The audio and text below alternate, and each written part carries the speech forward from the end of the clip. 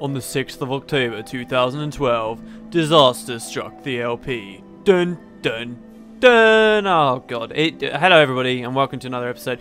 It really did strike disaster. Something pretty horrible happened earlier. I filmed this episode. It was about 20 to 25 minutes long. I talked about a lot of stuff. We made a lot of progress.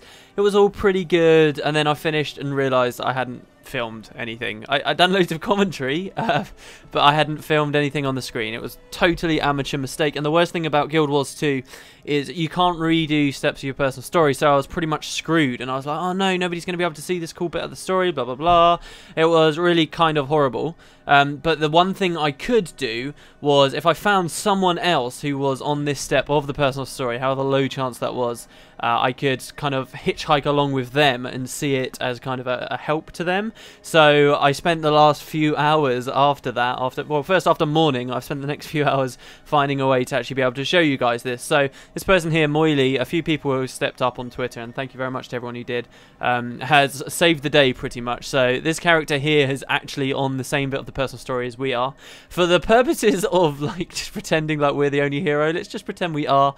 But thank you very much to Moily for this, because thanks to him or her, we've actually been able to get in and see this. So what did we actually do in the episode? I guess I kind of got to recap and explain what's going on now, because so much changed. It was like one of the worst episodes that I could have accidentally lost.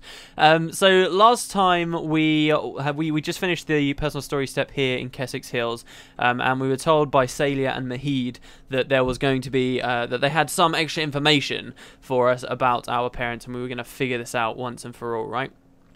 So we did that, and now we've basically just been told to go and figure out where that is, which is to the south of this zone here, Keswick Hills. So before we did Queensdale, now we're in a new zone here, Keswick Hills. And as you can see, this bit's unfogged because I've already filmed it and been down there. So that's kind of the step of the story, and I would open up my log right now and read to you guys, as I will be for the start of most of these episodes, to get us all up to date. However, I'm really scared that if I open my log, because I've already kind of finished this step, it might have spoilers for what happened, which I desperately don't want to do. So we'll just see the log afterwards, and for the main purposes of this, we'll just keep going as if nothing ever happened, right? As for my skills and stuff, you'll notice we've got a new pet. Yeah, see, all the good stuff happened and we lost out. We've got a new pet. There was I realised that in Keswick Hills, just here, this place called Earthlord's Gap, you can find eagles. Eagles are pretty cool. I ran you guys on my original version of this episode through a bit more of the pet stuff. So each pet gets 4 skills. 3 of these skills are decided by what type of pet they are. So birds get 3 skills in common, for example. And the last one is special to that specific pet. One of these 3 skills you can always activate for yourself. So this eagle, we get lacerating slash, but also they get a unique ability too, which I think might be the quickening screech, or it might be the lacerating slash. I'm not sure. It'll be one of those. So yeah, we got this eagle. Sorry, what did I call it earlier? We got the eagle. And he's awesome. I love him. It was so cool. But again, we don't have a name. And I figured what would be really cool is if I showed you, if I throw it out to you guys again. You guys can name him. We named the last one Mike. I don't know what you guys are going to come up with for the next name, but whatever it is, I don't know, whatever comes with the most thumbs or that I just kind of enjoy the most, we'll go with again. I figure that will be a nice way to put it in your hands again. So yeah, we got the eagle. And he's pretty cool, and also I started playing around an awful lot with other things. As you can see, we're now level 20, almost 21. I started the last episode at level 19, which is the level that this next personal story step required us to be at, right? Which was a bit of a jump ahead from the levels we were previously, but I started the episode really near to level 20, and throughout the course of the level, we leveled to 20, and then in my grieving between these 2 episodes, I've almost put us to 21. Reaching level 20 unlocked this extra utility skill slot here, and also unlocked a bunch of traits. So we had another quick look at traits again. I went fully into Beast Mastery, which actually has now enabled us. When we started the episode, we were on 4. I put the points in, so now we've got Zephyr's Speed, which means whenever we swap pets, we get 2 seconds of swiftness. And we also unlocked our first major slot, where we can choose one of these 6 traits here. And I decided to go with this one here. Which means our pet skills recharge slightly faster. The other interesting one is Mighty Swap. Pets gain 3 stacks of might. Actually, let's use that. That's pretty cool. So when we swap a pet, we get quickness, which makes us attack really quickly. And we also get attacked while we're in menus. We also get might as well when we swap pets, which is really cool. So that was a lot of fun. And then, because obviously we're level 20, also got these extra utility skills. So I went even further into these.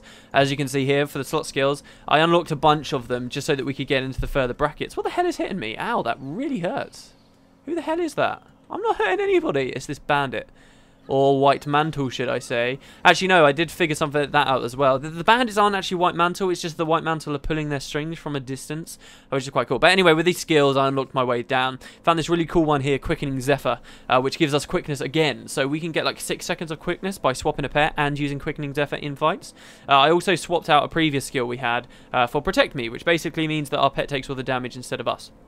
The nice thing about having 2 pets now is we can have one pet out and swap into the other when our first one dies. And what's really nice about this is it essentially means you can always have your pets alive in the fight, which is great because they kind of resurrect. You've just got this cooldown to contend with. You need to wait for that to dial back down.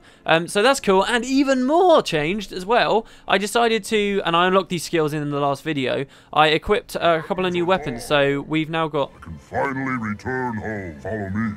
With the Ettins gone, I can reveal a reward. Okay, so that's a dynamic event nearby that's just finished, and there's a giant talking about the Ettins. This is kind of Ettin territory we're in now. Yeah, I got in my offhand here a sword for the ranger, of which skills we unlocked, and the sword seems okay. And in the other slot, I've got axe offhand instead of main hand, as we had before, and just a one-handed sword, so not a great sword, but a one-handed sword in our main hand. And this is really cool, especially with lots of quickness. You just attack so fast. There's so much crazy stuff going on. It feels actually really fun, and it's the most fun I've had on the ranger so far, so that's nice. And yeah, that's pretty much what changed with my skills. As I say, so much. I mean, geez, there would have been so many better episodes to have lost the original footage on, but hey, at least we can still get to see the personal story step as we go forward. But yeah, we're in Ettin territory, and we're about to see when we go into this personal story step here that they do a lot of, well, kind of weird stuff with the Ettins. They make it seem like there's some really dangerous threat in the area, but there's not, and it's very curious. But this is a cool step. This is the conclusion of the second chapter, which has really kind of flown by, as you can probably guess. And we're going to be running down this path. In fact, I believe the entrance to the instance is somewhere around here, which Moiley's now going to take us into. Thank God, because there's no way of replaying missions. I can't believe ArenaNet didn't do that. At least for Guild Wars 1, if I bug it up like this, I could just easily replay, but not in Guild Wars 2. It's very, very difficult. So hopefully this goes well. I think I'm in the right spot. Yeah, there we go. So this is the guesting system for personal story. It's actually kind of good that I get to show this off. Enter the Ashes of the Past. This was the mission we just did, level 19, and you can choose whether you go or whether you don't. Which is quite good. So you can do all of the personal story. I've never actually said it on the screen, but you can do it with other people watching around. And for all intents and purposes, it should seem like our story still, except that she'll probably be the one that appears in the cutscenes, not us, which sucks. It really does. But hey, this is the best I can do, guys, until ArenaNet, if they ever plan to add some means of us repeating our personal story. So anyway, we come in. I'm going to pretend like this is the first time. We've got Salia Mahid, who I might not be able to speak to anymore. Maybe I can. As soon as Moiley comes forward, I think we'll get a dialogue. There we go. Okay. I do hope I can talk. Is this the place? I'm eager to get started. It is. Watch your step, though. When we scouted around earlier, it looked like someone or something may have moved in. Countess Anise asked us not to say more than necessary, as this is technically a royal matter. But I think you deserve what truth we can give you. Your parents were spies for the last king of Kryta, Jenna's father. They helped track and destroy White Mantle's cells, saving many lives in the process. And this was their house? Yes. The last message on file from your parents states that they feared White Mantle cultists had discovered their secret. They were planning to flee. The Shining Blade lost contact with them after that. Either they fled to safety or... Either way, I have to know. Let's go inside. If there are clues to be found, we'll find them here. This is ridiculous. We have the same voice, at least. I suppose that's one thing. Yeah, we can't actually speak to Salia Mahid. How crazy is that? These guys didn't really have any dialogue for us, thankfully, for this mission. They really didn't. They were just basically saying, oh, hey, yeah, let's go explore, let's figure out. And a lot of the times, in fact, right now, they had the exact same dialogue as one another. So, honestly, don't feel like you're missing out because you're not. In this mission in particular, they didn't have anything crazy. So, they kind of established in this dialogue here, right? Ooh, someone's lost contact. What's going on? If there's anything going on around here. And now, as we slowly walk down this path, these two are going to keep spitting dialogue at us quite quickly. Something's definitely not right here. Where are the Ettins? Where are the Ettins? Who knows? And then Mahid should say pretty quickly afterwards. There they are! I knew Ettins couldn't stay hidden for long. Okay, there's her. I don't think Mahid's dialogue was triggered in there. He should have had some extra stuff that he said. This is a really weird path here. Where are the Ettins? She's already said, but they've not spawned yet, which is pretty crazy. This seems to have bugged out significantly. It's kind of weird that, because the pacing is totally off. It's like, she'll say, oh, where are the Ettins? What's going on? And then 2 seconds later say, oh, there they are. It's like you're supposed to be getting scared or something about the Ettins, and yet they never kind of... and then they show up instantly, or usually would, but this time they haven't showed up at all. Maybe because I'm guesting in and it's kind of bugged out a little bit. That is very odd. I was attacked here by loads of Ettins last time I played, and I'm pretty sure if Moily was here alone, then she'd be attacked too. But in any case, okay, so we've just kind of skipped an entire encounter. That is really weird, actually, to see that the Ettins are just gone, totally. That's really interesting. Unless they've just came out and attacked there. I did just hear him say something. Maybe, but look at this. Look at how you can play with the ranger like this. This is so fun. This is crazy. I feel very squishy, and some of the skills on the sword kind of leap you around a bit, and needlessly so. Like, I want to leap in, but I can't just leap in. I have to leap back first, like that, and then I can leap in. That's kind of annoying. I can't always do it in that way. Also, another thing I've just realised as well, Jesus, is that my die's changed, my die setup. I don't think this particularly looks good. I just wanted to kind of demonstrate to you all that you can really look significantly different with whatever die setup you go. In fact, I did kind of demonstrate. I may as well do it again. Oh, there we go. Oh no, not there we go. There we go. That you can just go like one flat colour and it will just look pretty much god-awful, but very kind of significantly different to other stuff. And so if you do, there's like certain dyes in this game, like humiliation dye or whatever, like super pink dye and just crazy stuff, that if you do that, you'll see some pretty significant, you'll really stand out in a crowd, I'll say that much, but probably not stand out in a good way. I'll go that far. Also, this chest piece is really interesting. I get 4 different areas to dye. I don't think I've seen that yet in game. So yeah, you can be pretty crazy. You can be quite flamboyant with your dyes if you want. Disclaimer: I don't actually think this looks good either. I'll probably change it before the next video. But yeah, so this was our house. This is kind of an interesting thing that I'll come back to once we finish this personal story. But this was kind of where our parents lived, which is very, very interesting, because that's quite an emotional tie here to this location then for us. Like, for whatever happened, but if that hadn't, then we would have grown up here and lived here. And that's quite kind of a weird feeling to have, especially when you're out in the overworld in this game, that you don't really get in other MMOs or whatever. Oh man, they all ran out of my AoE and then they ran back.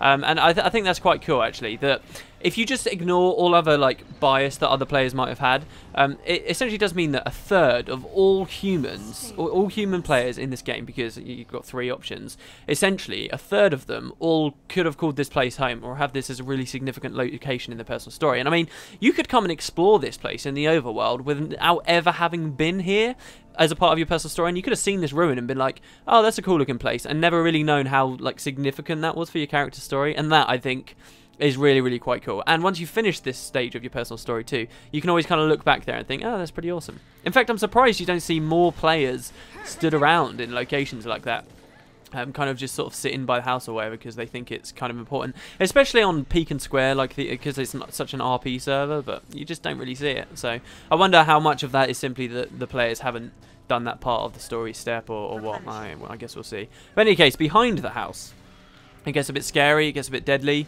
There's this kind of awful looking wall thing. You can't go inside the house, by the way, which is a bit of a shame, but it's a bit of a dump anyway. I doubt it'd look very good in there. But you can slowly explore further on.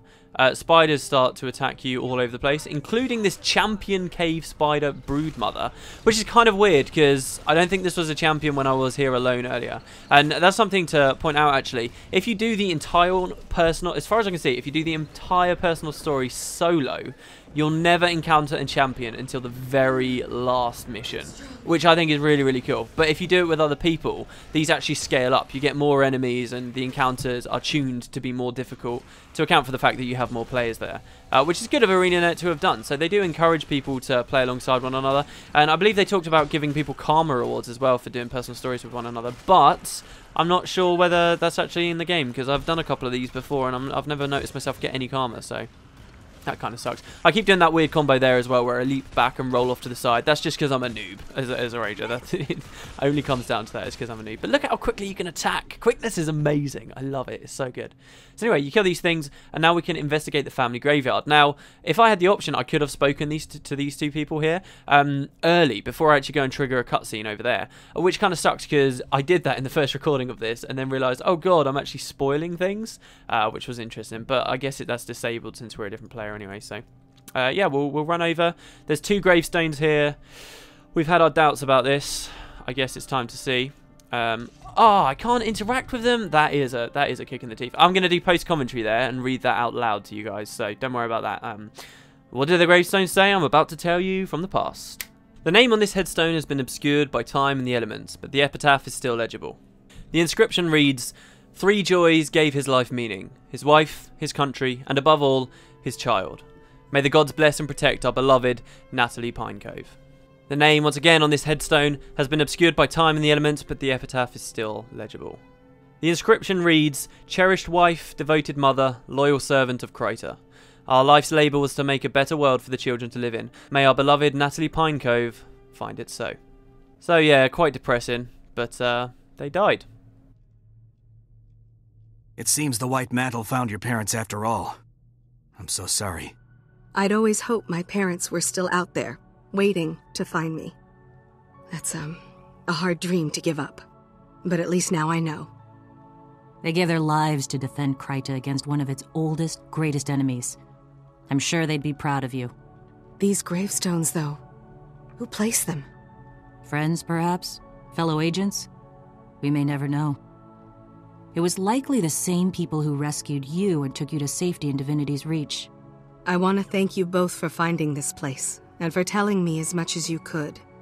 All my life I've wondered, and now I finally have peace. My friend, this was never just another mission. Helping you with this has been our pleasure, believe me. We'll meet again. I'm sure of it. Until then, stay safe. So there you go, guys. That's kind of the conclusion of this story, this chapter. I think they handle it reasonably well. I think, for me, in particular, I was kind of expecting the parents to be dead, just because I found it weird that they could have introduced, if the parents were alive, right? Let's say we had found them alive somewhere. What would they have done? How could they have done kind of justice to those characters? I keep using that term, but how could they have? They would have just ended up a bit like Farron, I suppose, in that we do all this stuff to try and find them, and then they just kind of slip into obscurity and never have any real impact later on in the plot. And I don't think that would have been fair to the characters or this whole arc of the story. So it would have been easy. Really, the only way they could have done this is to have them killed off. So I think that's a fair way of doing things. But on that topic, though, if you don't want a spoiler for one of the other personal story steps, choices for humans, which I'm not going to be showing on the LP, but I would like to talk about here, skip ahead 1 or 2 minutes. But what I find interesting on that same note, though, is one of the other stories has you looking for your lost sister. And by the same token, I would have thought, right, well, the sister's going to be dead. But you actually find her alive. So they do that there, and then they kill them in this location. The sister does end up like Farron, sadly, and she doesn't have any influence later on, which is a shame, but that's the way they did it. And I guess in some way it's nice that the sister was alive, but the parents dead. I mean, if they just killed all of them, then it would have kind of felt like a bit of a copy-paste of the same story, right?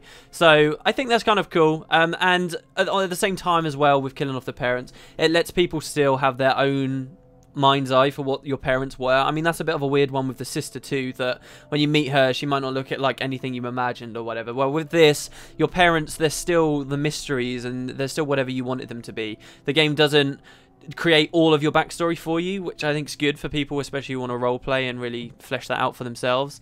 And there's still a bit of mystery there too. So, I mean, we don't know their names. Obviously, it's not written on their headstones. And there's a bit of mystery about who actually planted the graves, who took us to the orphanage, stuff like that. Which I think is nice that they throw that question out there. But don't get me wrong, I don't think that they would ever actually answer that to us in-game, not in expansions or anything. Though, even though expansions might take us back and give us a chance to look more at the Shining Blade and so forth, that's still, I don't think we'll see any of this mystery go forward, just because it's so specific to this one character's story out of all the races and everything. It just wouldn't, I don't see how they'd fit this mystery character further in. So it's something for us to think about. I mean, they could fit it in somehow, but only if it was relevant to more races, I feel like. And in that case, it might be difficult to shoehorn a character like that, like this mysterious character that somehow influenced you when you were younger, to all the characters. It just wouldn't really work. So yeah, I mean, that's kind of the conclusion of this step. If we didn't have, like, completely buggered this one up, it might have been a bit more impactful to you guys, but hey, there you go. And yeah, so quite an enjoyable one. That is the end of Chapter 2. It's kind of flown by, hasn't it, really? On this one, actually, oh, we have got it. When I did this earlier, I didn't have this button to click to leave the instance. I think that's because, but on completing this quest, you get a mail, okay, from the Queen, in fact. You get, actually, I think it's from the Queen. You get told to meet with Queen Jenna, as you can see there. That's our next step, and we're caught up now. That's not a spoiler. That's basically immediately what you get. But you do get a mail that you can read. But I will be reading that and what's going on with that at the start of the next episode. Now, there's something else I want to show you before we finish up here. So this was what I was talking about, by the way. So now we're out in the overworld. We're kind of done with that whole chapter. And now, it's weird walking past this place, isn't it? It's like, it's out in the real world, and it's just kind of this rundown, ramshackle house that you might, like, I ran past in the betas and stuff, but you never really kind of realise, oh god, this is kind of significant, actually. This is significant and personal to us as this character. So I think that is super cool, and it's something that I've never really experienced. I mean, some games do, but certainly not Guild Wars 1 never did it, and certainly none of the other MMOs that I've played that never went into any kind of stuff like this. So yeah, that's I quite like it. But in any case, it's not out in the middle of nowhere. It is a rundown place, but it's not out in the middle of nowhere. There is a town nearby, a town called Gw2, and this is the town right here. And this is probably one of my favourite places in the game, which is funny. I don't know whether I would like to have heard myself say that, but seriously, this place is incredible. My enthusiasm for it hasn't waned whatsoever. It's amazing, and I can't wait to show you guys it and talk about it properly next episode. As you can see, there's a lot of golems. It's full of intrigue and cool stuff, and I'm being annoying with the camera here because I'm trying to do a big reveal here. And it's not just a town, but it's also got a giant floating wizard's tower there, which is awesome. And this is returning from Guild Wars 1 too. This was something that was there in Guild Wars 1 and we'd heard about for a long time in the lore as the game was being developed, as Guild Wars 2 was being developed. And we can see it here once again. And there's a lot of weird stuff going in this town. It's incredible. It's a very quaint, awesome little place. So we'll talk about this next time. We'll talk about this letter, what's going on, why are we meeting with the Queen, how does our story continue now? We know where we came from, we've experienced all of our stuff as a noble, we know what happened with our parents. The story gets a little bit more interesting and directs us a little bit more towards these dragon things that are apparently a part of Guild Wars 2, that's logo is a dragon. How do they tie into it? Well, we'll be seeing soon enough. Thanks very much for watching, guys. Name the pet as well. Leave a comment for our wonderful eagle here. I do love him. And, or her. It's up to you guys, yeah. And I will see you next time. We'll wave again. Thanks very much to Moily again as well for pulling my ass out of the fire today.